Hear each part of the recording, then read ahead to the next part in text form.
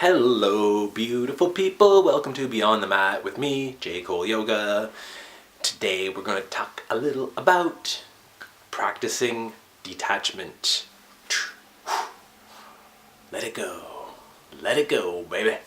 And at first, when I decided to practice detachment, for me, I thought it was a lot of physical things, and my goal was to get everything I owned to be able to fit into one carry-on luggage, which I succeeded at.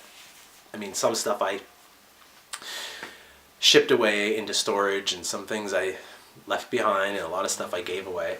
I gave away two $2,500 suits that I owned.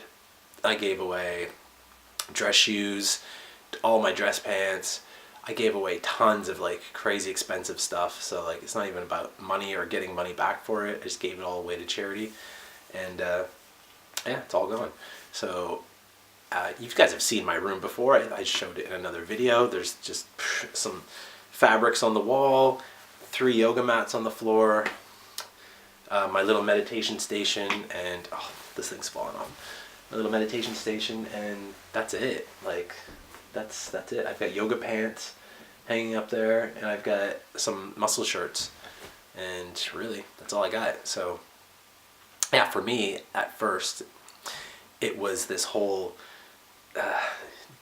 detaching from physical items, and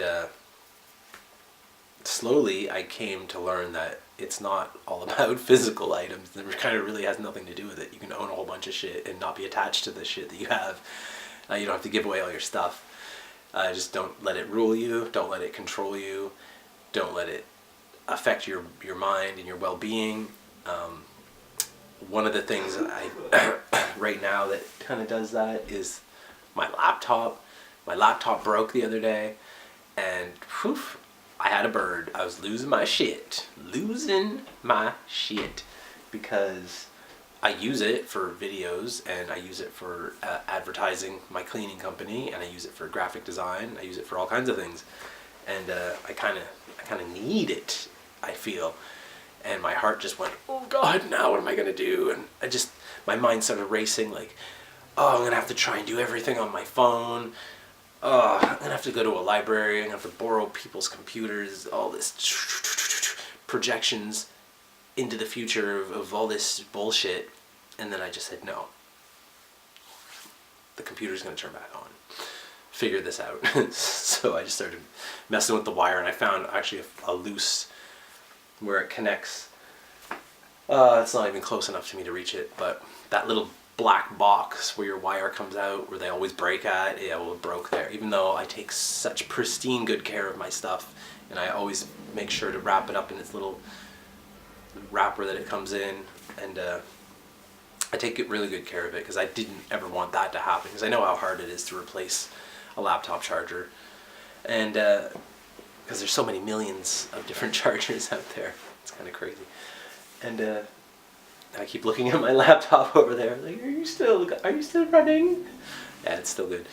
So yeah, I kind of mess with that wire a little bit, and I've got it positioned in a place over on the floor so that it won't move, and the laptop stays on. But anyways, back to what we're talking about. Yeah, so I quickly realized how attached I've become to that fucking piece of electronics again, which is one of the reasons why I got into trying to have more transferable life skills, was to get away from the dependence on technology. That's why one of the reasons why I got into teaching yoga. One of the reasons why I've tried to start learning, reading tarot cards, teaching meditation workshops, just things that, cleaning, things that I don't need all these external factors for my life to depend on. I just want to depend on me, just what's in my mind, what's in my body. I want to be able to go anywhere, just me, and be able to earn a living off of just myself without needing all this stuff. Like even this camera that I'm recording in right now, like kind of feel like I need it to do these things. Even though it's on my phone, but I know that if I just start using my phone only, I will have that same kind of dependence on my phone to have to do these videos. Yeah, there's just crazy things in the world about attachments. So I guess the point is to don't let it rule you. Don't let your mind spiral off into that crazy oh my God, what's going to happen? What am I going to do? And this and that, and then this is going to happen, and then I'm going to have to do this, and then I'm going to have to do that, and all that kind of crazy shit. I mean, that didn't really help me out at all, because I went over and wiggled the wire, and now it works. And like, it's like, fuck, I just spiraled out of control for no reason at all. That didn't really help anything.